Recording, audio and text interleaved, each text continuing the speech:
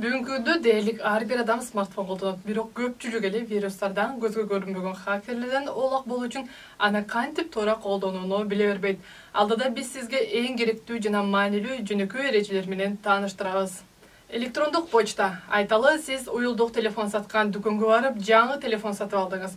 Тез эле WhatsApp, Instagram, Facebook өчүрүп, жакындарыңызга жаңылыктарыңыз менен бөлүшкүңүз келет.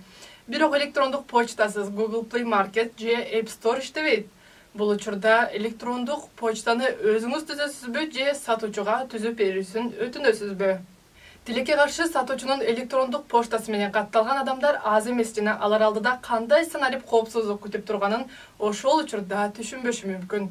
Ал адамдын жеке каттары, байланыштары гана эмес, банктык эсеби, дареги, өмүрү дагы коркунучка кептелиши мүмкүн. Мобилдик тиркемелер. Ар түрдүү мобилдик тиркемелерди көчүрүүдөн мурда аны кылдат текшериңиз. Алгач эле башка колдонуучулардын сын пикирлерине жана берген баасына көз чаптырыңыз. Экинчиден, тиркемени жүктөп жатып, фото, видео, диктофон же контактыларга уруксат сураган суроолорго көңүл буруңуз. Айталы, сиз фонарик жүктөп жатасыз. Ал сиздин контактыларга уруксат сураса, аны вирус же шпиондук тиркеме деп түшүнүңүз. Кокустан келген шилтемелерди ачпаңыз. Кокустук чындыгында кокустук эмес. Эгерде кимдир бирөө сизге электрондук почта же WhatsApp аркылуу шилтеме жөнөтсө, аны дароо ачуунун кажети жок. Кыргызстандагы банктар алдамчылар жөнүндө билдирүүлөрдү таратып келет. Аларда сурамжылоого катышкандыгы же банктын мобилдик тиркемесине катталгандыгы үчүн банктын ар бир кардары акчалай сыйлыкка ээ болору айтылат.